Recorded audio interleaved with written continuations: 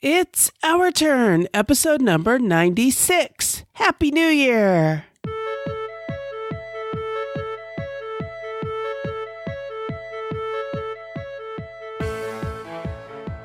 In this episode, I welcome Sara Tedrick Parikh to the co-host seat, and we talk about games to play on New Year's Eve. And then I interview Anne Holmes about the Midwinter Gaming Convention in Wisconsin.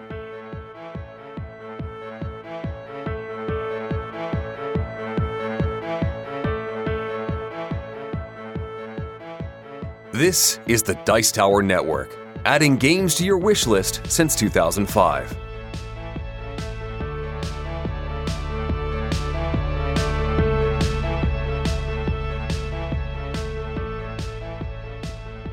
Hosting for this episode is generously provided by our fantastic supporters on Patreon.com. If you'd like to help us out by pledging $1 per month or more, please visit patreon.com/OurTurnPodcast. Every dollar helps us to keep this show going strong.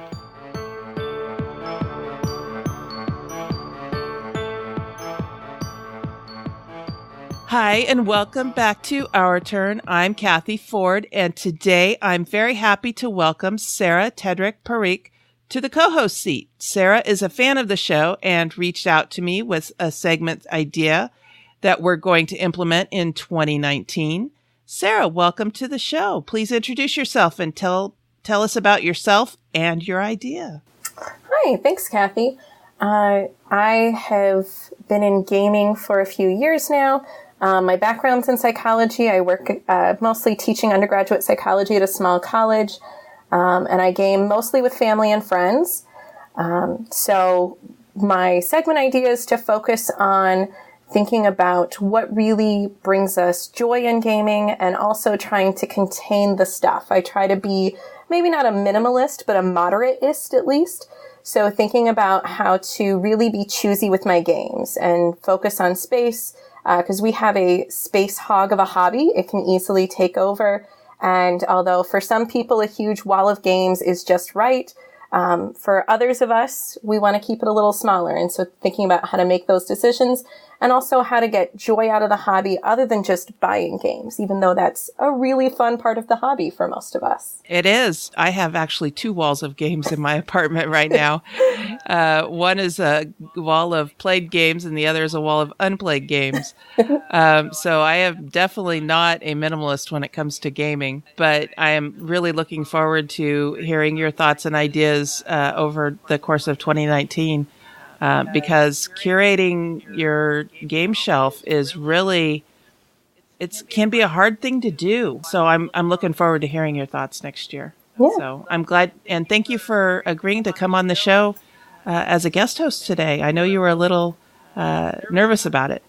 Yeah, as I said in my email, my first thought was, no, I'm not a serious enough gamer to do that. But I think one of the main purposes of the show is to say you are who you are as a gamer and you're welcome. And so exactly, I'm excited to be here and I feel welcome. Oh, good. I'm so glad. All right. So let's go ahead and start the show off like we normally do, talking about what we've gotten to the table lately. Sara, do you want to go ahead and start us off? Sure thing. Well, we are in the season of holidays, lots of family gaming. And so this is like the Super Bowl period for me because I mostly game with family and close friends. I have some gamer friends, but for me, gaming is mostly social. So the game I've been playing most lately is probably one of the least sexy games on my game shelf, but it's Timeline. It is one of that's a good one. Yeah, it's the main one that I play is the Inventions version. There's several versions. It's by designer Frédéric Henry, I think is how you say it. Artists Xavier Collette and Nicolas Fructus, and it's published by Asmodee. There's all different versions of it. It's a card game where each deck comes with 110 cards, and they tend to be events or things that have happened. So, for example, inventions would be the invention of fire, the invention of the compass, the invention of the ballpoint pen. And so the cards are 2-sided. One side has just a description of the event and a small image of it. And the other side has the same thing with the year. So the purpose of the game is to sort the cards in order without looking at the year first. So you deal out cards, usually 4 or 5 cards to each person, and you turn one card year side up in the middle. Everyone else has the cards year side down in front of them, and you try to place the card correctly in the timeline, flip it over, and see if your timing is right. The first one's usually pretty easy. Is it before or after this one time point? But as the game progresses, it naturally gets harder and harder as those times fill up.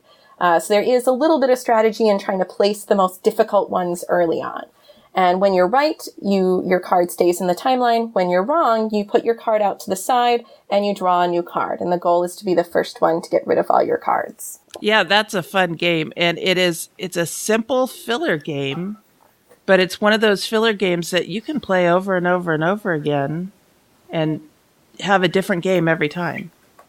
Yeah, I don't know if I've ever played a single game of Timeline because it's one that you almost always play it in groups of 3s. Yeah, and I mostly play with non-gamers or non-hobby gamers. A lot of people in my family do play a lot of family games, but they're not into the designer board games. And this has just been crazy successful with everyone I've tried it with. And even one of my nephews who's most into board games and Cult of the New and trying, he's always excited to try what I bring home. And I texted him recently to say, what do you want me to bring home for the holidays? And he said, well, whatever you think I'll like, whatever you remember me liking, and Timeline. So even though it's such a simple game, and one of the great things is you need almost no explanation time. So even if it's kind of a chaotic event and there's a lot of things going around, you don't have to get people to settle in for a rules explanation. You can really just get started playing and show them with the first round what's supposed to happen. I'm going out to my family's house today for my niece's birthday, and I'm planning to take some games just in case. And I think I'm going to throw Timeline in. Yeah, that's a good one. I hadn't thought about that one, but I think I will throw that in too. Yeah. And it's really nice because it's a great spectator game. So even if you're not playing the game at the table, it's something that people can contribute to. One thing to be aware of is that a lot of the decks can be biased toward American history information. So my family on a couple sides has a lot of immigrants. So some of them have lived in the country for, 30, 40 years, but didn't take history classes here. And so things from, 1970 on, they're fine with, but the older history, it's kind of biased. And that's something with our families we have to always keep in mind, things where there might be a language barrier or things where there's a bias of information. I also notice kids tend to not be terribly good at it, but they don't seem to mind. One of my youngest nephews who likes it, he will just get card after card wrong and then say, can we play again? So it doesn't seem to be a problem. And they do make an animal version called Cardline, which has animal facts, weight, length, and lifespan. So you can choose any one of those 3 to do the game on. So if you have younger players, that might be a fun way to go. Okay. All right. Good. And how would you rate it on the OTP rating scale? I would say about a 4.5, because again, it is not really a gamer's game per se, but it's cheap. It runs $15 or less usually. It's small. It doesn't take up much space. And I combine a few decks into one tin. And it just, again, it has such wide appeal. And I always enjoy playing it, even though, again, I would like some of my more complicated, sexier games to hit the table more often. I never have a bad time playing Timeline. And it plays anywhere. You can take it to a restaurant, to a waiting room, all sorts of places. Nice. All right, great. The game that I'm going to talk about today was designed by our very own Sarah Reed, and that is Oaxaca, Crafts of a Culture. Sarah and her husband Will designed this game. I have to start off by saying that the art in this game is beautiful. The art was done by a gentleman named Derek Bacon, and it is very, very beautiful. The cards in it are easy to read. The iconography is perfect. It's in the right places, and Sarah and Will obviously put a lot of accessibility thought into this game when they were designing it, which you would expect because that's one of their big concerns with just about any game because Will is blind. So in Oaxaca, you are a crafter and you have a market stall and you have to build your crafts and then move them to your market stall to sell. And when you move them to your market stall, then you can use the abilities that are on the cards. So, and it's a dice game. So you've got 5 dice and they're custom dice. So they have different, symbols on them. Different types of crafts are jewelry, pottery, textiles, tin art, and wood carvings. And so each of those craft types has their own deck. And they also have their own symbol. So when you roll your dice, that's what the symbols are. For example, jewelry is a spiral. Pottery looks like a hunk of clay. Textiles is cotton. Tin art looks like a sheet of metal. And then wood carvings looks kind of like a log standing on its end. And when you roll your dice, they each have one of those symbols on them, and you put them in the daytime field on your player mat, which is a field across the top. There's daytime and nighttime. And then when on your turn, you're going to take one of your dice, you're going to move it to nighttime, and then you can either draw 2 cards from that particular dice pile, or you can, if you have some cards over in your workshop, you can remove cubes from them. You put cubes on them based on the number of points they're worth. So a card that's worth 5 points, you're going to put 5 cubes on them. And you have to remove all the cubes in order to be done crafting that particular item and then move it over to your market stall. And each of the cards has their own ability on it. Some of them is just a dice face.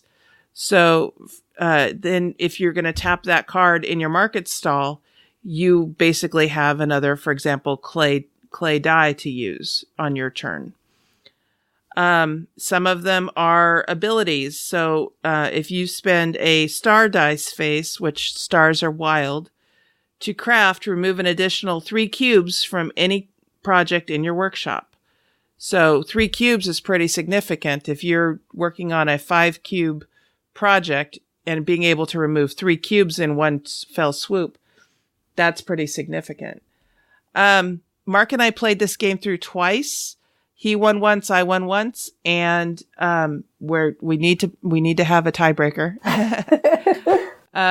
But I really like this game. Like I said, we only played it twice. So I definitely need to get into this more, but my initial rating is going to be a 4. It is a good, solid game. The rules explanation is pretty good.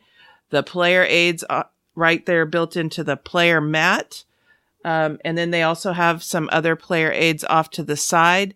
The gameplay is pretty quick. This is a filler game, so it's a short game.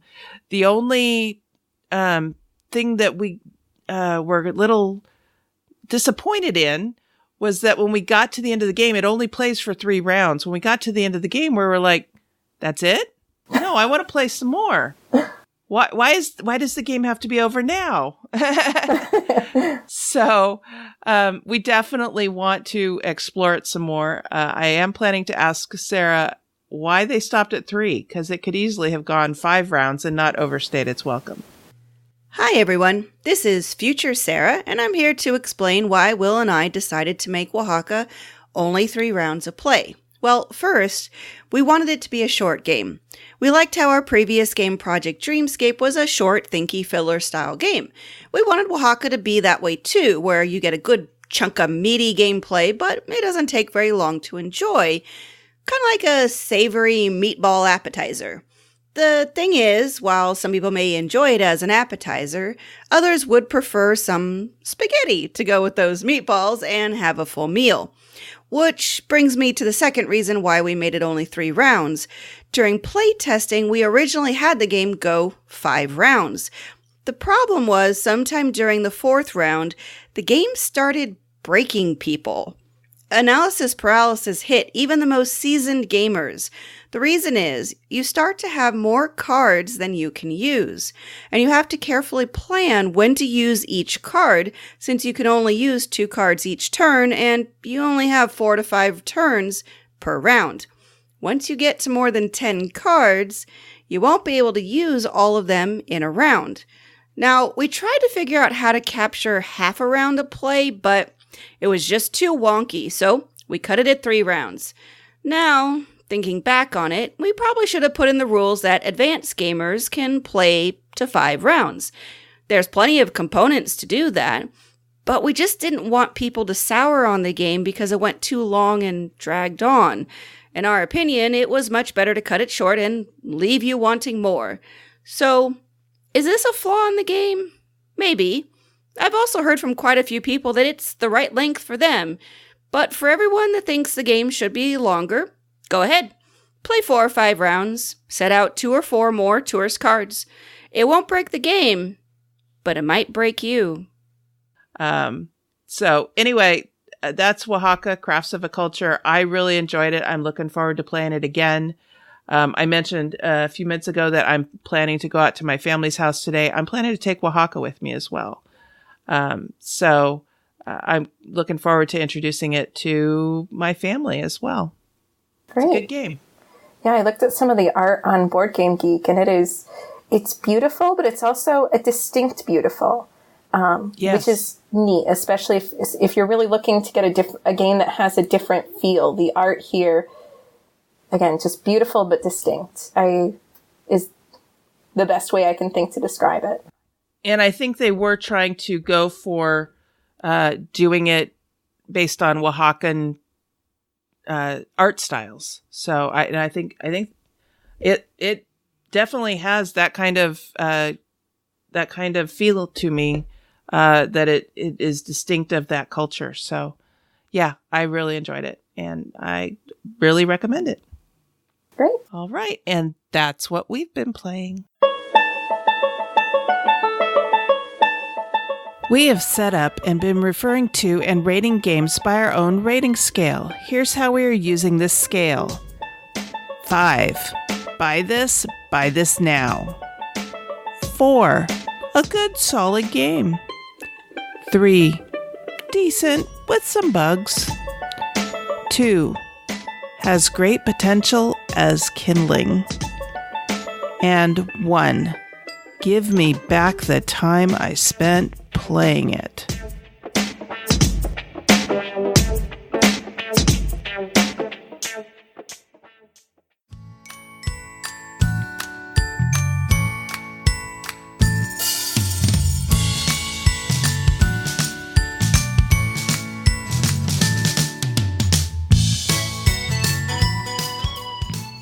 Today for the interview, I am talking with Anne Holmes. Anne is the organizer of the Midwinter Gaming Convention in Milwaukee, Wisconsin. Anne, welcome to Our Turn. Thank you for having me, Cathy. It's wonderful to be here and talk with you. Oh, it's my pleasure. Briefly, tell me just a little bit about yourself.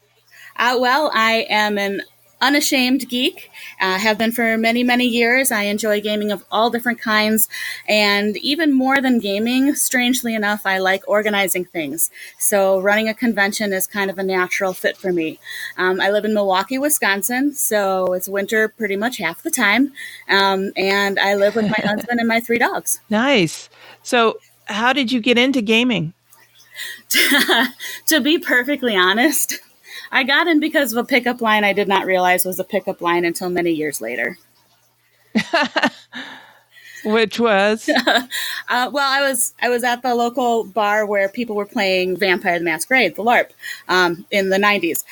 And I, for some reason, turned to the guy who was next to me and I said, "What on earth is this game everyone's talking about?" Because for the first time that night, all I heard was the game, the game, the game. And he turned and looked at me and he said, "Well," and explained it to me. And I was intrigued. And he said, "Well, you have to know the head storyteller in order to get invited in." And in my brain, I thought, well, that makes sense. It's kind of a private thing. And then he said, if I gave him his phone number, give him my phone number, he'd get me hooked up. Sadly, I didn't realize what was going on. I did have the good advantage of I never became a what they called ghoul friend. I was always a gamer from the start in my own right. But looking back on it, somebody asked me how I got into gaming later, and I had to stop in the middle of the conversation and go, "Oh my goodness, that was the lamest pickup line I've ever heard," and I just felt it was awful. So. Interestingly, Vampire the Masquerade is how I got into modern hobby board gaming too, and that's how I met my husband. Awesome. And we've been together for 20 years, and we'll be married for 19 in April. Fantastic. So, it's not a bad way to meet people. Yeah. Congratulations. All right. Thank you. So I know that Midwinter is a great time to stay indoors and play games. What makes Midwinter in the American Midwest a great time for a convention? Well, the reason I started it in January was because there's really nothing else to do in Wisconsin at that time. So why not just huddle up with a whole bunch of friends in the warmth of a hotel or other venue and play a bunch of games? It was formed because of that, because there's really not a lot to do. And at the very beginning, I wanted Midwinter to become something bigger than a one-night, one-game event. And just looking at the calendar, January at that time in 2000 was completely outside the convention calendar. So it was a unique time of year in a unique environment, so to speak. Okay. So tell me about your event. Well, Midwinter. How long has it been going on? We are in our 19th year. We started in 2000. Oh, nice. I did take a year off in 2004. We did not have the event. So I joke that it's so that we could get on the years and be correct. But 2019 will be our 19th year. And we're at the Hilton, downtown Milwaukee City Center, which for people who were at the big daddy of them all many, many years ago will remember. It's a great time. We've expanded our track from just live action role play, which we were founded on, to board gaming and tabletop role playing games. And we've got more card games this year. We're just expanding into all of the different tracks of what you call analog gaming. But our three strongest tracks are definitely the live action role play, tabletop gaming, and the board game room. Now, you mentioned to me before we started recording that you do this full time. You plan this event, this one event? I do. About 4 years ago, I was in an absolutely soul-sucking corporate job that I hated and was it was just a very, very awful situation. And throughout the years, I've always wondered what would happen with Midwinter. How much farther could we be if I did this full time? So 4 years ago, I came home, talked to my husband, and I just said, hey, I cannot do this anymore. I want to give this a try. And I've been blessed that it's been able to be something I've been doing full time since then. Nice. So what makes your event unique? Do you have like special guests? What kind of things, what kind of events do you have? I think what makes us unique most of all is that we've got so many live action role playing events. There are other shows across the nation that focus on LARP, but not really in the Midwest. So because that's where we were founded and that's where our roots are, we'll always have a very strong live action role play presence. So that's definitely one thing that makes us unique. Also being in this area, we're very close to Lake Geneva and all of the history that happens there. There is a very, very large concentration of game creators in the area, whether they be role-playing creators, board game creators, that sort of thing. So we have a big focus, not so much on special guests, but on the creators that come in. It's a good place for you to be able to actually sit down with the person who wrote the game and have a genuine, very intimate interaction with them. Nice. I've been noticing that a lot of the interviews I've been setting up lately have been from people in the Midwest. And I know that one of my contributors, Kathleen Mercury, she lives in St. Louis, and Jamie Stegmeyer is back there as well, and Carla Kopp from Weird Giraffe Games. So yeah, for a while it seemed like everybody I was interviewing was from back east, but now I'm finding a lot of people from the Midwest. Very and cool. I think that's wonderful. So before you started planning MidwinterCon, did you do other events before that? I did not. Because we started in 2000, I was was in my very early 20s. I should say at that time, I did work for the American Heart Association in their fundraising events. So I guess you could say yes, but not anything nearly like what I'm doing now. Okay.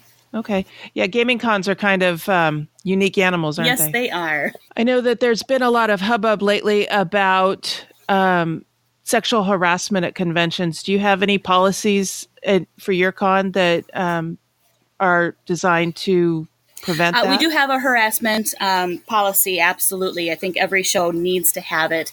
It's not word for word clearly defined as to absolutely everything that it could cover, because we want to be able to work around the people who are the rules lawyers and the ones always looking for loopholes. But it does clearly state that regardless of your age, your gender, your sexuality, your religion, et cetera, anytime you might possibly feel uncomfortable, we will take care of it for you. Okay, great. Now, what is the ratio of men to women at your con? Is it at 50-50 yet, or is it I wouldn't still got a ways to go? necessarily say it's at 50-50 yet. I think there's a lot more parity in the board gaming room and the live action role play as opposed to the tabletop games. But I would say that we are at a solid 60-40, and definitely growing in women every year. Oh, that's great. What do you think needs to be done to encourage more women and girls to get into the gaming hobby? I really think that there's a responsibility on individuals like myself and others who are in the industry to get out there and make it more accommodating for them. I mean, one thing when I ran the vampire live action role-playing game, and even just as an assistant, I insisted that my name be on the flyers, not because I'm an egotist or I wanted credit, but because I knew that other women would see a woman's name and feel more comfortable.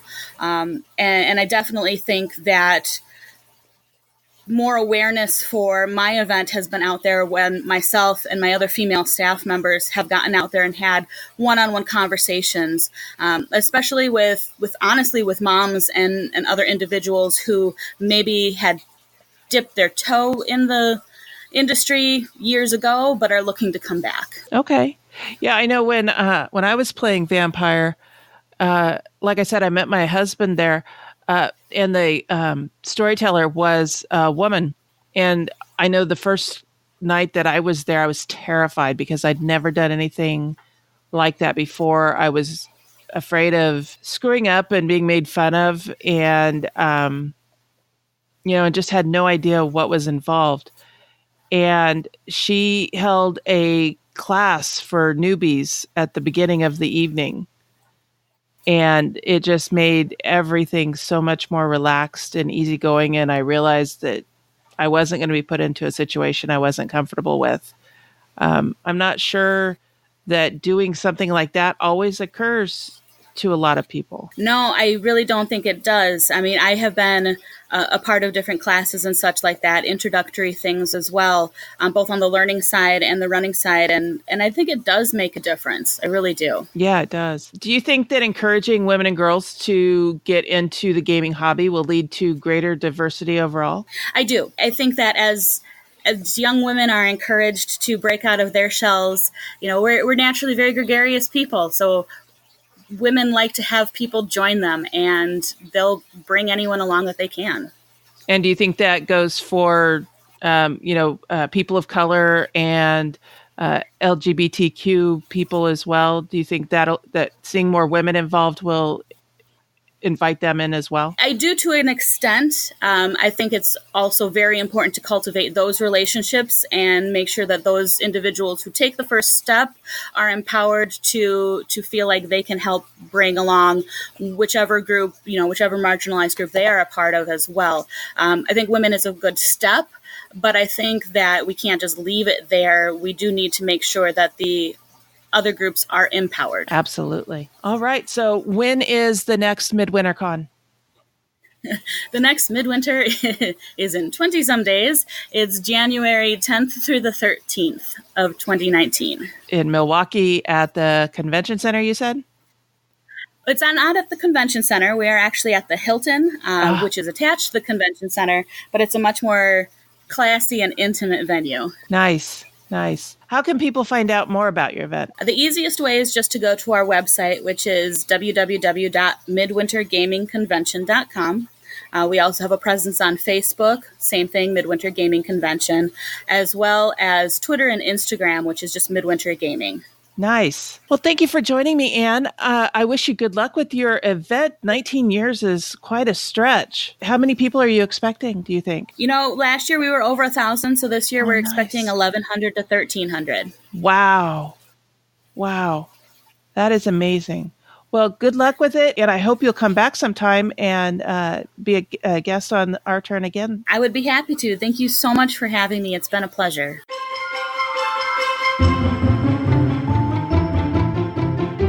Hey friends, you may have noticed that we're getting very close to our 100th episode. It's been quite the journey for us, and we are planning a special episode to celebrate. But we need your help and input. We want to hear from you. What does our show mean to you? When do you listen to it? What was your favorite topic? There are 3 ways to contribute. Number 1. Create an MP3 file using Audacity or some other recording program so that we can hear your answers. Or call 916-426-2873 and leave us a voicemail message. Or go to ourturnpodcast.com/anniversary and write us your answers. We need your input by January 19th, 2019. Please send your audio file to ourturnpodcast@gmail.com. We'll read your response or play your recording on episode number 100. We can't wait to hear what you have to say.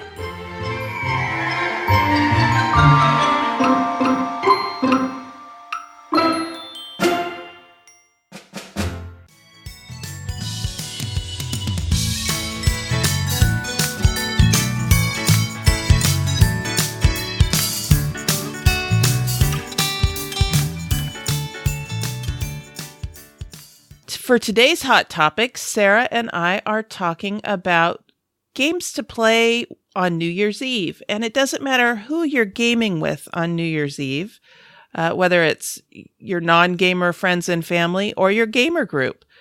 Either way is fine. My gamer group tends to get together on New Year's Eve and have a gamer fest into the wee hours of the night. But not everybody does that. Some people get together with friends and family and game for a while and then go home before the craziness hits at midnight. Some people do game through the night with their family, and that's awesome. However you celebrate New Year's Eve, we've got some suggestions for some games to play with your friends and family, regardless of their skill levels. So Sarah, why don't you go ahead and start us off? First of all, what do you normally do on New Year's Eve? Our New Year's Eves are often pretty quiet. It's usually just my husband and I, but we recently added a third to the family. And so I think we might be a little more in demand. We're suddenly much more popular at family events because we come along with a really cute, slobbery little baby. So we'll probably get together. Thank you. So we'll probably get together with some of his family members. It'll probably be fairly small and casual, but small in his family can easily hit 15 or 20 people. So we'll see what happens. I have a family like that too. So the first game that I have in mind, and usually for family events, gaming is not necessarily an explicit part, but I always bring a few games. Even if I leave them in the car, I usually grab a couple things to fill time if things drag a little bit. So the first game I have is Wits Wagers. And the specific edition I have the party edition, and then I also have the really cool Vegas mat to go with it. So Wits Wagers Party came out in 2012. I think the first Wits Wagers came out in 2005. All of it designed by Dominic Crapuchettes. The artist for Party, and I'm not sure about the others, is Ali Douglas and Jacoby O'Connor, and published by North Star Games. So Wits Wagers is a trivia game for people who like a trivia game for people who hate trivia. And I am one of those people, and I am married to someone who loves trivia. So I have learned to find ways, like Timeline, which I discussed earlier, to do trivia in a way that I don't want to just kind of sneak out and run away. So Wits Wagers is a trivia game that's played over 7 rounds. And all of the trivia cards are answered by a number. So it's all questions where a number, it could be a weight, a length, a year, a number of things. but a number is always the answer. And so someone reads the question, everyone writes down their guess as a number and submits it secretly, and then you rank them in order smallest to greatest, and you place bets on whose answer you think is right. So even if you have no idea at all, you could still score by betting on the correct answer. And it's Price is Right rules, the, closest without going over wins. And with the version I have, the Wits and Wagers party, everybody has 2 betting chips, $100 and $200. I know there's a family version that has meeples for 1 point or 2 points. So you can bet on 2 different options. You could put all of it on one. And then the Vegas playmat adds even more options to do. The more extreme answers are bigger bets, or you could say bigger or smaller than the average. So everyone makes their guess, and then everyone makes a bet of who they think is. So sometimes you might see another answer. You might notice everyone else went much smaller than you did and try to go with what others think. Or you might realize this person, say it's a football question, this person who played football and follows football answered something. They're the most likely to be correct. So sometimes it's just guessing who's right. And then each round there's a bonus for whoever actually got the closest answer, and then you get a payout bet based on the bets that you made. It's a great game for especially 4 or 5 or more players. It's one where you can team up very easily. The boards are fairly large, so it's easy to play a bunch of people around. It's another great drift in or out, or have spectators on the side. If you're doing it in a large group, so really large groups, you can use PowerPoint. I know some cons do that. But if you have a little bit of a chaotic room, a little teacher tip, to keep the game moving, don't wait for everyone to be quiet because you'll be dead first. Instead, just start reading the question in a normal speaking voice so you don't lose your voice. People will realize halfway through that you're reading the question, and they'll ask you to repeat. So you repeat the question 2 or 3 times that way, but it keeps things moving and you don't lose your voice, and you don't lose control of your audience. It's a really neat game to customize too. I know, when we were doing baby shower stuff, I saw on Board Game Geek that they have, that you can email Dominic to get baby shower specific questions that somebody came up with. So I did that. We didn't get to use them, but because our baby came about 2 months early, but we did it was a nice time pass in the hospital. So we did that with a few different groups. But you could easily make them holiday questions. You could customize for a birthday, a family reunion. You could do it for the year. So, when did different events happen this year? So it's an easy game to really make special for a specific event if you have the time and energy to do it. Nice. Yeah, I know Tom Vassell and Eric Summer run a Wits and Wagers game at a lot of the cons they go to, and from what I understand, it's a big hit. Yeah, I think I've seen some of the videos of that. It seems like with a little prep, it can work really well in a large group setting. Yeah. And I actually own a copy, but I haven't played it yet.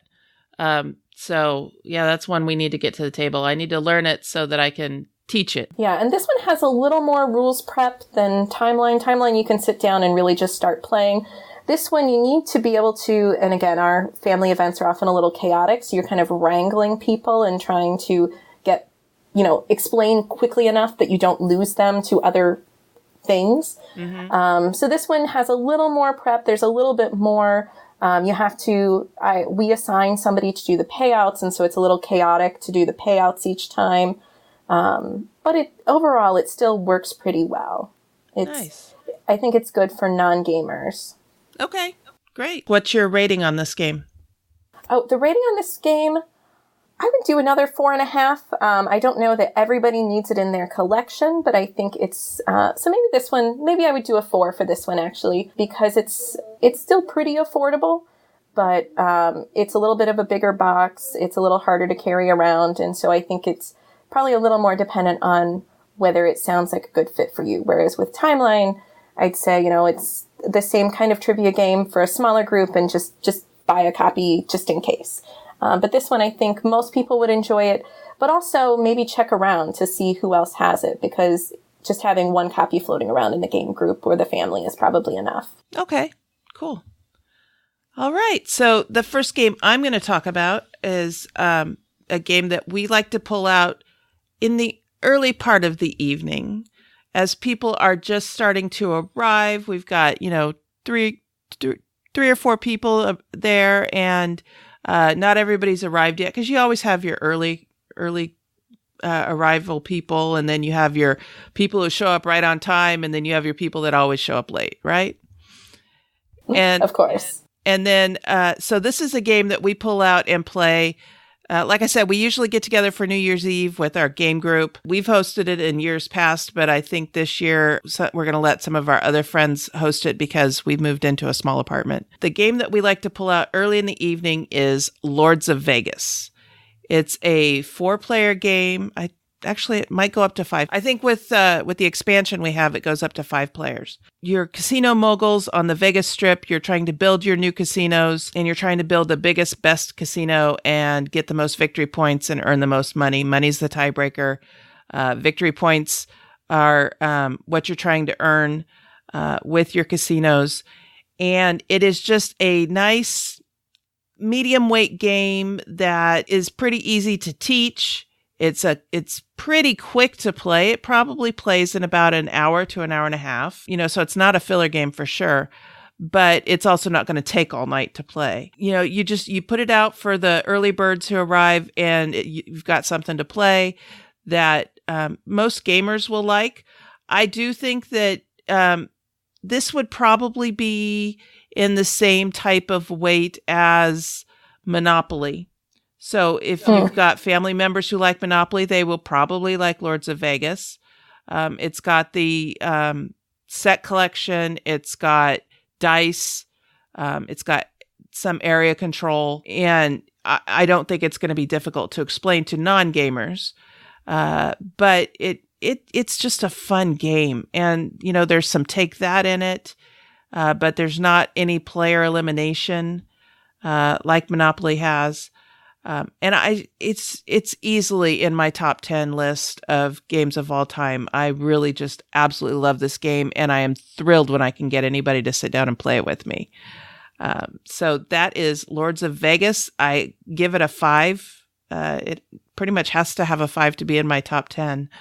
And that is one game that we pull out for New Year's Eve. Yeah, that's one I haven't played, but I've seen reviews for it, and it always looks fun. It is. It's a lot of fun, and the component quality is great.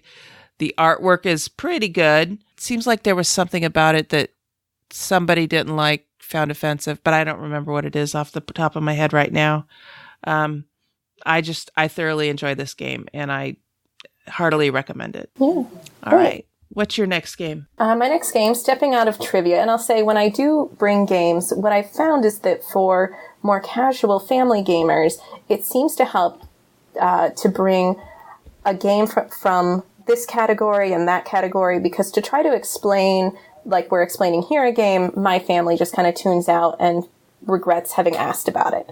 So instead, if I say, well, here's a trivia game, here's a bluffing game, and here's a strategy game, they're they have an easier time getting started. So the next game is kind of I consider it a bluffing game / party game, Sheriff of Nottingham from 2014. Yeah, it's, we originally bought it. Let me say, the designer is Sergio Helaban and Andre Zatz, artists Lorraine Schletter and David Sladek, and it's published by Arcane Wonders. And I bought it. It was one of the earlier games I bought, and then it just kind of sat on the shelf, and never a good chance to play it. So when we went down to my brother's one summer, we said, okay, we'll take, it's more of a family game. We'll take it down. We'll just play it, and then we'll leave it there as a gift for them when we leave. And then we liked it so much that we immediately bought it after getting home. So it's a game, it's set in the Robin Hood universe, but there's not a lot. I don't think Robin Hood is a character in there. It's really just the Sheriff of Nottingham, and it's been described as like trying to sneak things through customs. So the idea is that you're going to market and you have legal goods you can declare, but you can make a lot more money by sneaking through contraband. And so as you go in, everyone has a bag and you collect cards. And I'll say first, of the games I'm talking about, this is the one that requires the most explanation. This is the one that's kind of the hardest to get going. But once you get into, a round or two into the game, people get much more comfortable. And again, it's worked really well with a lot of different ages and personalities in my family. So you have different cards representing legal goods and contraband. And so you draw up cards, and then you choose which cards. So you have, I believe, 6 cards in your hand, and up to 5 cards can go into your bag. But you can only do one legal good at a time. So you can't say I've got 3 cheese and 2 bread. You have to say all of one type. And you have to be honest about the number of cards going into your bag. Those are the 2 rules that people miss most often. So when you're explaining the game, make sure you emphasize those. And then you snap the bag, and that's meant to be the final, like, I am done, my bag is packed, I'm good to go. So everybody packs their bag, and then the person who's acting as the sheriff that round, they choose, and I forget whether the rules say, there might be an order you're supposed to go in. We usually do where the sheriff can just choose whoever they want and go in the order they choose, and we'll ask to declare your good. And then you also have the opportunity to offer an incentive to the sheriff to allow you to pass unhassled. Typically that's a monetary incentive. There's money in the game, but you could also offer cards from your stall, cards from the bag. There's some things you can't offer. I think cards from your hand you're not allowed to offer. But if you promise something from your bag and it's not there, well, that's too bad for the sheriff. So you can offer a bribe, and the sheriff decides whether to open or close your bag, or open your bag or let you pass untested. And this is where the snap becomes really important.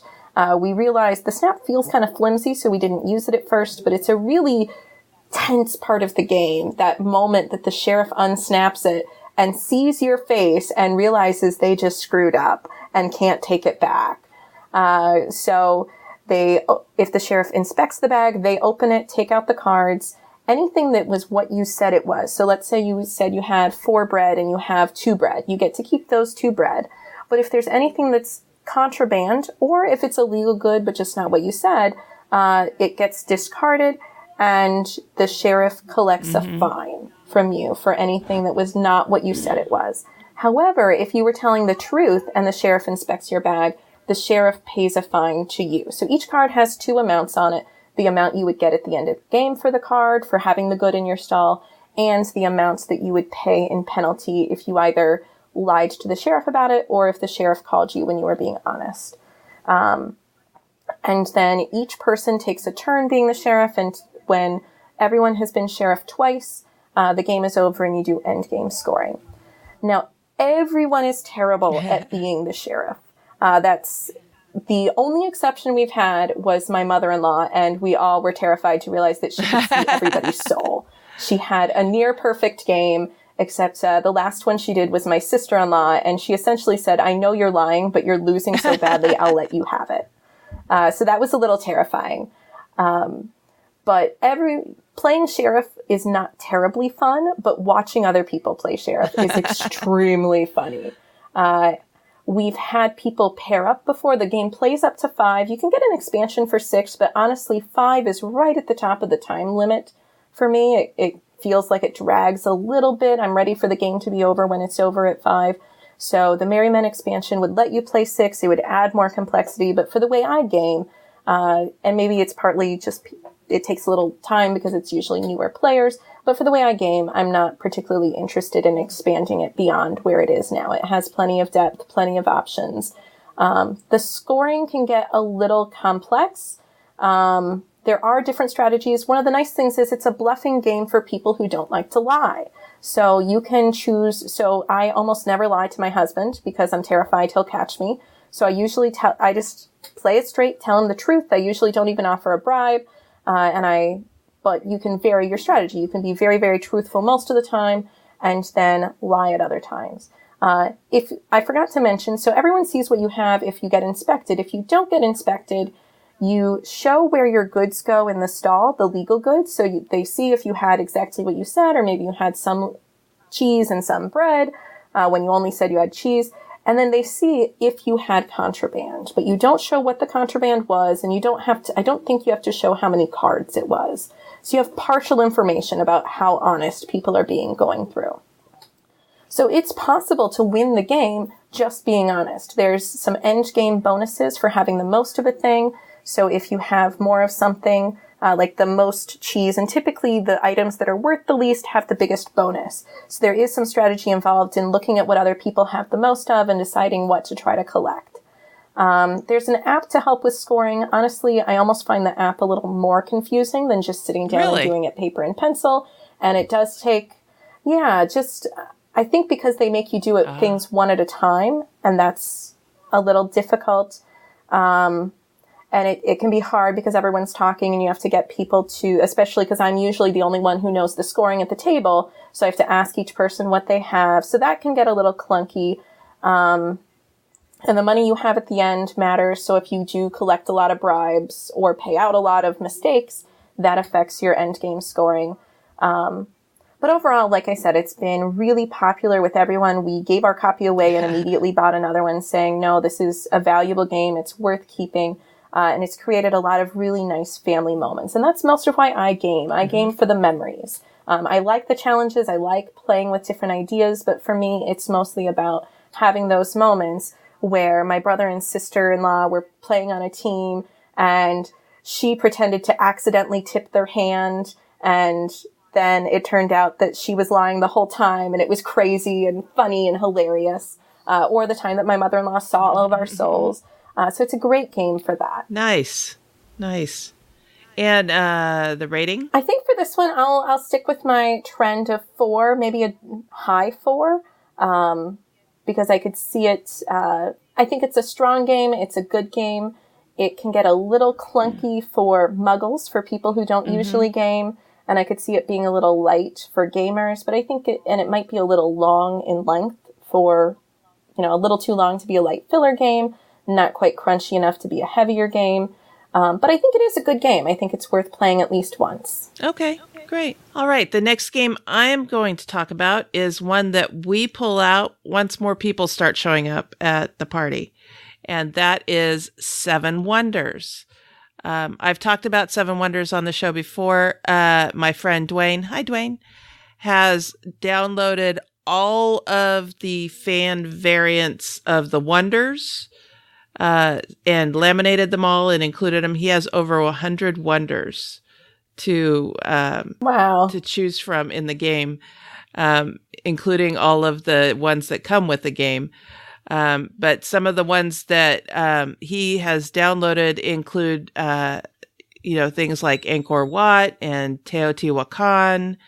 But then there's some more fantastical ones like Asgard and the Elysian Fields and Mount Olympus and Heaven and Hell are 2 different wonders. Tartarus is another one. So there's just a ton of fan-made variants, and so we have a lot of fun with that. And this is a game that you can play with up to 7 or 8 people. I think it's 7 is the upper limit. I know for the base game it's 7 because that's the 7 Wonders. Yeah, that's right. And it's an easy game to teach to people, to teach to new people. It's a game that, people who've played it multiple times can just sit down and play. And it's fun to introduce it to new players. The iconography is a little difficult to interpret sometimes. And so new people are asking a lot, what does this mean? What does this mean? And most of the time, experienced players will go, oh, that's what this means, da-da-da-da-da. And then, so then you start to see the pattern in the iconography. The art is beautiful, and the quality of the components is pretty good. Dwayne has blinged out his copy. I think we've blinged ours out a little bit too. We've got metal coins, and we got the box organizer for it. But it's a great game to just sit down and play and have fun. And there's some player interaction in that you may not have a resource you need to build something, so you need to buy it from your neighbor. And you hope that your neighbor has that one of your neighbors has that resource. Dwayne just got the expansion called Armada. And in that one, you can affect the gameplay of someone across the table from you now. Oh. Because you can sail to a new land. Oh, wow. You're not just dealing with just your neighbors. So that is just a lot of fun. We haven't played Armada yet. I'm looking forward to it. I'm sure we'll probably play it here over the holidays very soon. Just a really, really great game. It was one of the first games that I was introduced to as a new gamer, and I will play it anytime it hits the table. Absolutely enjoy it. Great. And we have been known to play multiple games of this in a row. It plays in about half an hour. Even with 7 people, it tends to play in about half an hour to 45 minutes. And with almost no downtime. Yeah, right. Unless you've got someone who's got a little bit of analysis paralysis and they're like, I don't know which card to pick. Then you send someone over to help them. Preferably not one of their neighbors. Yeah, it's a great game. I really enjoy it. And I give it a 5. It's, again, probably in my top 10 games of all time. So that's one of the games that takes a lot of car rides with me. We often bring it to family events, but it's never quite hit the table yet. And I think partly because, again, they're usually fairly large family events, and so it's hard to get people to settle down for a rules explanation. But it's often the one that we have, like, okay, if people want to do a strategy game, this is the one. Yeah, it's a good one, too. All right, so that's 7 Wonders. It was designed by Antoine Bauza. The artist is Antoine Bauza and Miguel Coimbra, and it's published by Repos Production. Came out in 2010 with several expansions after that. So, and finally available on iPad. Yes, I love the app. The app is beautiful. It's a great time waster when you're stuck somewhere and you can't do anything, in depth, but you just want to play something quick, and it plays in about 15 minutes when you're playing against the AI. So, excellent game. All right, what's your next game? My last game is kind of a family folk favorite. I think most families have these games that they've kind of adapted. For my mom's family, it was like a version of a rummy game. One side of my family has a dominoes game that's sort of a family favorite, but I've never heard of anyone else playing. And the one I'm talking about today, we call the marble game. This was introduced to us by my dad's girlfriend, and it's essentially aggravation with 2 poker decks added. And so instead of rolling dice, you move based on the cards that you have in your hand. And the number of cards you draw vary. So you start each round, with either 6 or 7 cards, and then the next time you get 1 card less until you're getting 4 cards each hand. So you can't do a ton of planning, but you get to do some planning. You have some control. And the different cards have different abilities. You have to pull, I think it's face cards to get out of the kitchen, the sort of resting area to get out on the board. Because it plays essentially like any of the Parcheesi, Trouble, Sorry, aggravation style games. So you have to get out, go around the board, and then get into your safe home space. So you need certain cards to be able to get out of your kitchen. So it can be really frustrating when you're just sitting there and you look and your whole hand is low cards. And so you just discard everything saying like, okay, I'm just going to watch you guys for a few minutes. Other special abilities, the Jack will let you switch spots with someone at another place on the board, so you can very quickly move around the board. It's great when you have someone who's right behind your home area, so you don't have to travel the entire board. 4s are always backwards, so it's always moving you backwards. 7s are 7 individual moves, and you can divide them up among different players on the board, but you have to take all of the moves. So that's great if you need to edge up a little bit to get into your home space exactly. It's also great if you have a couple people in a line in front of you, because since each one is an individual move, each move counts as landing on that person. Whereas typically in our rules, you have to end your turn on someone to bonk them back to their kitchen. So And the rules for this vary. I tried to find standard rules online. I know the rules that my dad's girlfriend plays by are slightly different from the rules that came with the set that she gave us.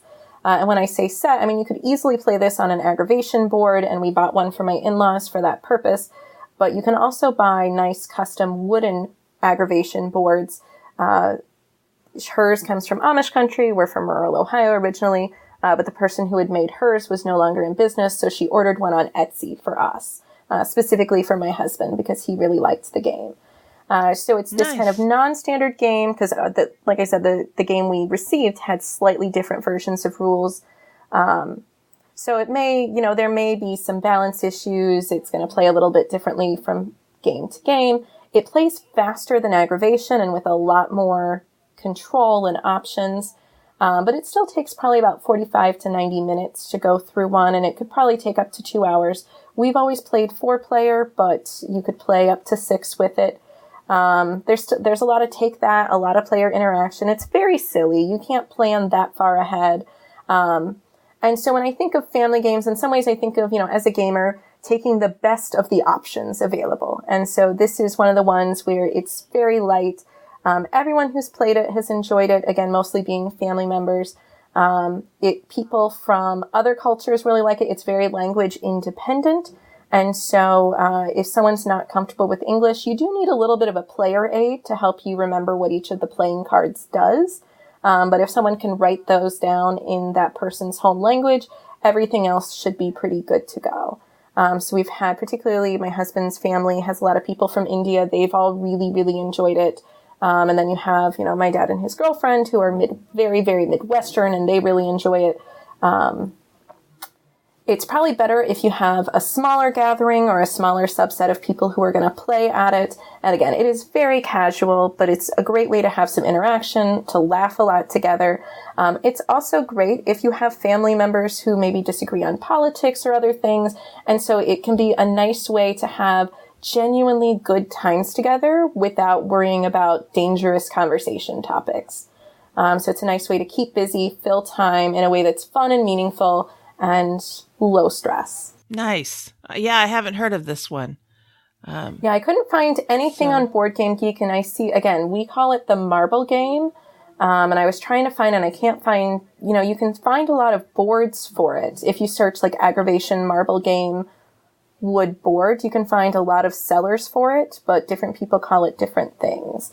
And marble game brings up a lot of other things. Nice. Yeah, it's rare that you can find out that a game isn't listed in Board Game Geek. I would love to see you add this one to it.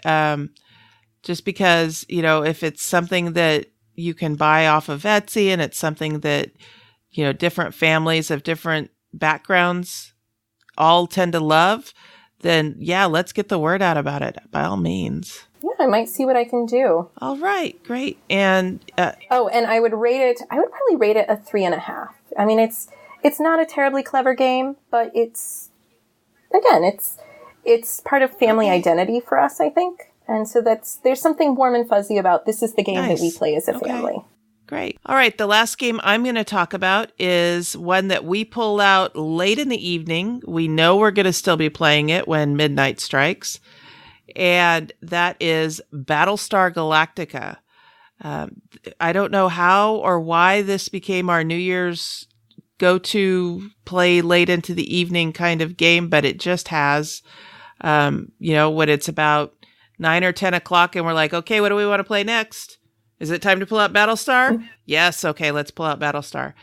And this is a game that's based on the sci-fi TV show, the one that was on the Sci-Fi Channel, not the one in the 1970s, although the sci-fi TV show is based on the one that was done in the 1970s. I'm a big fan of both versions, so I'm cool with it either way. But this particular one is based on the TV show that was on the Sci-Fi Channel. And it does help to know the show, but it's not mandatory because people can explain the concepts to you. My friend Dina has never seen the TV show, either one. And we said we were going to play this game and she decided to join in because everybody else was playing it. And this is a game, too, that can play, I think it plays up to 7, but there are ways to expand it to more people beyond that, because there are more characters in the game than 7. There are many more characters than 7, and there's multiple ways to make it a good game for 8 or 9 or 10 people. Basically, the concept is that humans once upon a time lived on a planet far, far away. Actually, they lived in a solar system that had 12 habitable planets, and each one was a different colony, a different culture, different way of doing things, but they were all united together, under a single government. And they created these robot servants who then rebelled, and they had a war, and then they developed an armistice, and the robots left and went off to go found their own civilization. And then about 50 years later, they came back, and they nuked humanity back to the Stone Age. Nice, happy, bright, futuristic kind of story, I know. But then... Way to feel good going into a new year. Yeah. But then the humans that had been happened to have been in space at the time ran for their lives. And it is a story of an underdog trying to survive against all odds. And so in this game, you have a traitor mechanism, because in the 50 years that the Cylons went away, they learned to make models that look like humans. But there are only so many of those models, so there are duplicates. So you have a traitor mechanism in that one of the people around the table is not who he or she appears to be. You think they're human, but they're not. And they can reveal at any time, and they might eliminate a character, not a player, a character. Because if a character gets eliminated, then you just hand the player a new character, and oh, hey, here's this new person, and you hand them a loyalty card or two, and then they may be a Cylon, they may not be a Cylon, they may be a human. Anyway, we just always have so much fun with this game. My husband and I have been Cylons often enough that we are usually treated as Cylons from the get-go, even though every game it's different. He tends to play one of the admirals, and I tend to play the lady who's the president of the colonies. And so he gets called Admiral Toaster, because that's a nickname for the Cylons. They're called toasters. And I get called Madam Toaster, because, Madam President. So, we're not always the Cylons, but it has happened often enough that people are suspicious right from the get-go. But we just always have a lot of fun with this. Our latest game went to 4 a.m. We started at 10 and it went to 4 a.m. But it does not always go that late. I think our earliest game that we finished, we probably started at 9 or 10 and finished at 1. And usually after this game, everybody's like, yep, time to go home. But we always will stop as the clock is approaching midnight, and we'll celebrate and listen to the fireworks going off outside, and have a quick drink of champagne or cider or whatever is on hand, and go from there. Anyway, like I said, this is usually the last game of the evening. We have a blast with it. It's one of my favorite games. I usually play it 3 or 4 times a year, but almost always on New Year's Eve. So that is a 5 in my book. It's not going anywhere. It is, unfortunately, an out-of-print game now. Oh, really? Yeah. Fantasy Flight has removed it from their catalog. And, they're not making it anymore. So, and we have the only copy in our game group. So, ooh. Yeah. So, and I have one friend that every time I'm going to go over to their house and I say, what games would you like me to bring? She goes, Battlestar? So I'm like, all right, sure. We don't always play it, but I'll usually bring it if she requests it. So anyway, that's Battlestar Galactica from Fantasy Flight Games. All right. Well, thank you for joining me for this wonderful discussion, Sarah. You're welcome. It was so much fun to be here. Oh, I forgot to mention, we have some honorable mentions. Oh, yeah. So I want to just bring those up real quick. Other games that we have played on occasion on New Year's Eve are Scythe, Dead of Winter, Flick 'em Up, Captain Sonar, Cards Against Humanity, which I'm not a huge fan of, but it still gets pulled out from time to time, Nuclear War, Bang the Dice Game, and One Night Ultimate Werewolf, Vampire, or Alien.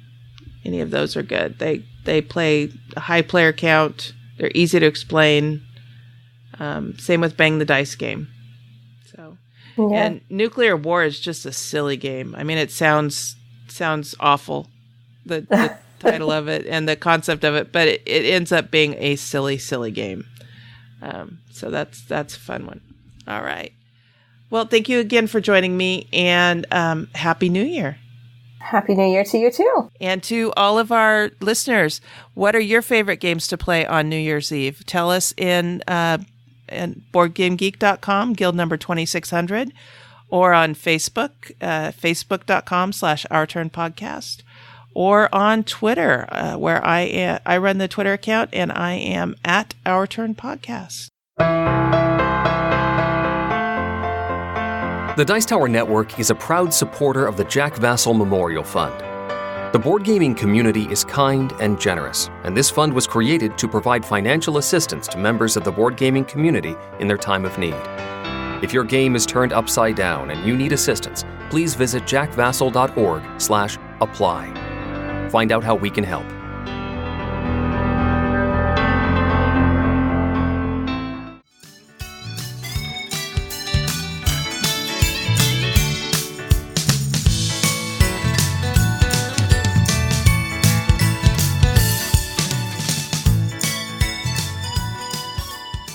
All right, so normally at this part of the show, we're winding things down and looking ahead, but I wanted to take just a little bit different tack on it this time, and I wanted to look back over 2018. This is our New Year's Eve episode, and so I just wanted to review, how was the year for you, Sarah?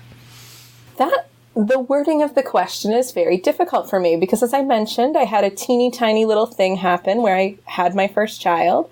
And so it was awful and wonderful and amazing and terrifying, especially because he came exactly 2 months before his due date. And so, and the issue that they needed to deliver him early for resolved, which is this weird roller coaster of things are terrifying and awful. And now I have a healthy child at home, and it's a big transition. I certainly don't regret it, but it's hard to sum it up in one word or emotion even. But it's been a great year. So roller coaster would be a good word for it. That would be. You are right. So there's been, and that changes family relationships. It changes all sorts of things, which has been really neat to watch. As I mentioned before, we're both very, very popular and also not that important. We're important to the family because now we come with a little carry-on.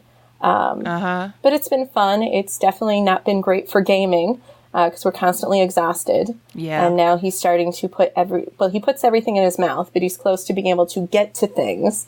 So gaming will be more difficult, but I like to think of it as an investment in future gaming. I am raising my own gamer. There you go. And then career-wise, it's been fun. I'm in my fourth year teaching at my university, and I've really been hitting my stride. I teach a lot of writing-based classes, so teaching students how to read and write at a university level and really think critically about research and how to word things, and I really enjoy watching them grow through that class. It's a ton of work for all of us, but it's also a really amazing transition. I also have been teaching more positive psychology and counseling psychology, things that are very applied. We do a lot of trying things out in class or going out and trying things in people's real life. And I think that's been part of my inspiration for the segment I want to do next year, thinking about how to be very intentional. Because when you teach something every week, it seeps into your brain in a new way, which has been neat. And as a gamer, I've also been finding that I'm kind of settling into my identity, saying, I'm mostly game with family and friends. And so although I love that we have Gloomhaven, for my husband and I, one really heavy game is actually quite enough. Sure. and to say, okay, I'm focused on, being okay with the way I actually game rather than the way I would like to game or think I should game. And acknowledging that if I really wanted those crunchier games, I know where to find game groups. I know, I have a few friends who game, and so we have game nights occasionally. And I know if that's really what was driving me, I would go get it. And being okay with that, to say, it's really mostly a social thing for me. Mm-hmm. That's great. And that was one of the reasons I was so excited to have you on the show, is that your initial response was, no, I'm not a serious gamer. Well, that's okay. That's okay. You don't have to be a serious gamer to be part of the hobby. It's just, you just have to enjoy playing games. And yeah, that is a huge event in your life. Having a baby, and having a baby early is a little scary. So, well, congratulations. Thank you. And you had a little boy? Yes, a little boy, Mohan. Oh, nice. Nice. Well, congratulations on that. Thank you. This year has been one of transition for Mark and I. At the end of last year, I quit a job of 13 years with nothing really planned to go to. I just got to a burned out point with that particular job, and I didn't want to be there anymore. So I up and left, and I started driving for Lyft and Uber for a while, just to kind of make ends meet. And that was an interesting experience. And then my friends and I also decided to start a nonprofit organization around gaming. And so we've been going through the writing a business plan, planning a website, figuring out what all the requirements are for the state and federal government to get nonprofit status, which we got in early November. Woohoo. So that was exciting. Yeah. So we're in the process of planning events starting in 2019. And it's a big undertaking. It's a big responsibility. It's something I really don't want to mess up. Mark and I got new jobs this year. I'm no longer driving for Lyft and Uber. Mark and I actually work at the same company now. And we just learned yesterday that we both got hired in a promotion. How exciting! Congratulations. We work in a call center, and we've both been at tier 1 for the call center. So we're the people that answer the phone when you call in, and we try to help troubleshoot your problem. But then when we can't figure it out, it gets escalated to senior support. Well, that's who we're going to be going forward, is senior support. When people ask to speak to a manager because they're not happy about something, we're the ones that get those calls. So our training for that starts on December 31st. And we'll just have to see how that is going forward. But we're excited that we both got the promotion. We both applied for it. We both got it. Mark is really surprised that I got it, not because he doesn't think I'm competent or capable of it, but because I've only been there about 3.5 months. Oh, wow. And yeah, to get this promotion so quickly is amazing. Apparently people have had to be there much longer before they're promoted like that. And so, yeah, I'm excited about that. I'm really excited about that. We also had a new addition to our family in 2018. In October, my sister-in-law had a baby. She had a little girl named Charlie, and she is Walker Lynn's little sister. And so I'm excited to get to spend some time with them and get to hold Charlie for a while and get to play some games with Walker Lynn and get to see the rest of my family and play some games with them. So I think 2018's been a good year overall. But like I said, it has been a year of transition. Mm-hmm. So what are you looking forward to in the next couple of weeks and going into 2019? Well, we're recording this before Christmas, so I'm very excited to go home to my family in Ohio. As I said earlier, it's kind of like the gaming Super Bowl for me. So I get to pick out the games, and I really enjoy thinking about what games will work well, trying out some new things, bringing things that have worked well before. So really just seeing people doing things. And then also, because I'm on an academic schedule, I'm in the middle of the final crunch right now. And so I'm looking forward. It's a feast or famine kind of schedule. When you're busy, you are just absolutely slammed having my mother-in-law come up on the weekends so that we can get a little work done, things like that. But then you get these lovely break periods, and you have a week or two to just kind of do nothing, and then a few weeks where you're prepping for the next round. So I'm very much excited about all of that. What about you? Well, like I said, Mark and I got a promotion, so we're looking forward to starting that training. We're also having adjustments to our Tier 1 schedules right now. So starting next weekend, I will have weekends off. Very exciting. That's exciting. Yeah, I've been working Thursday through Monday for the last few months, and not having weekends to go play games with my friends has been a little disappointing and a little stressful, but obviously I'm doing okay with the job. So yeah, but that was doing okay with the job, or doing well with the job, is what got me the weekends off. Because when the schedule came up, it's not based on seniority, it's based on how you're doing in your job. Oh, neat. And I managed to rank about 17th out of about 45 people. Great. So I pretty much got the shift that I wanted right off the bat. So, and then I'm excited to see where Your Turn Community Game Events is going to go. I took receipt of a banner that we're going to put up at our events. Our first couple events are scheduled for early and late February at a local library. So I'm looking for ways to put this up so people can see it from the street. And also took receipt of some postcards that we're going to hand out, and maybe like put on windshields or something at the library to let people know before the event is happening, things like that. So yeah, those are the big things on my plate. And then Our Turn is also going to hit episode number 100 in January. Ooh. Yeah, so we're trying to figure out what we're going to do for that. So that's exciting. That's exciting. Yeah, I listened to the backlog of all of the episodes while pregnant and walking, because I'm diabetic, so walking was a really important part of managing my health while pregnant, and then while going to the NICU all the time, and then while walking with the baby so he would sleep. So I have this kind of cohort of podcasts that have been my company on this journey, where I've just spent a lot of time with headphones in ears. So thank you for being part of that journey. And I've especially loved all the times you talk about the games you play with Walkerlin. I'm like, oh, that's one I should keep in mind. Oh, I'm so glad that we were able to help you through that time.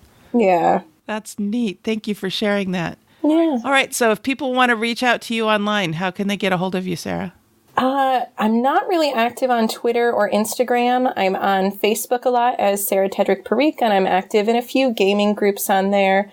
I'm on Board Game Geek as Sarah Jane 10, and that's Sarah with no H.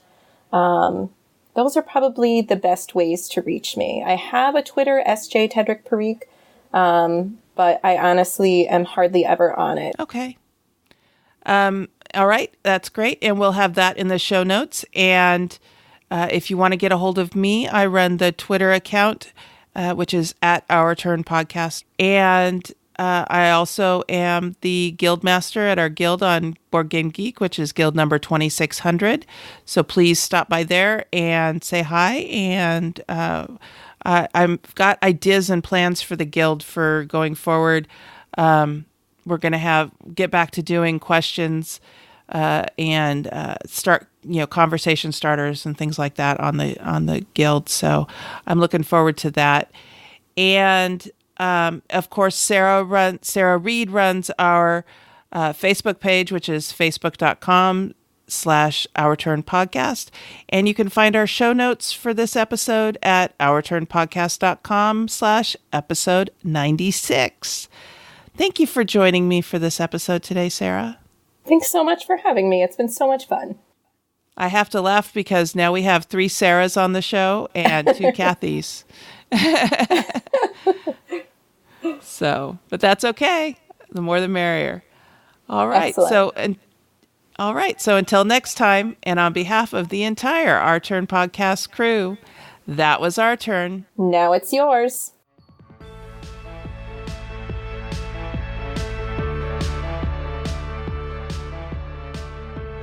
Thank you for listening. This episode was recorded on December 12, 2018, and is written and produced by Cathy Ford and Sara Tedrick Parikh, with assistance from Anne Holmes and Mark Ford.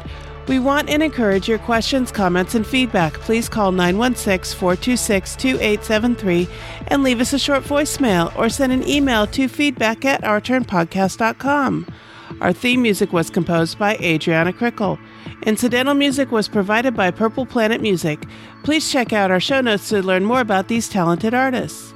The material in this episode is copyrighted under Creative Commons Attribution Non-Commercial No Derivatives 4.0 International License. If you want to learn more about the games discussed in this episode, please visit our website at ourturnpodcast.com/episode 96. You can find a list of the games along with links to their listing on BoardGameGeek.com. We are proud members of the Dice Tower Network. You can find out about other shows in the network like the Push Your Luck podcast, the Game Pit, or Blue Peg Pink Peg by going to DicetowerNetwork.com. Thank you for your support. If you like what you heard, please tell your friends about us.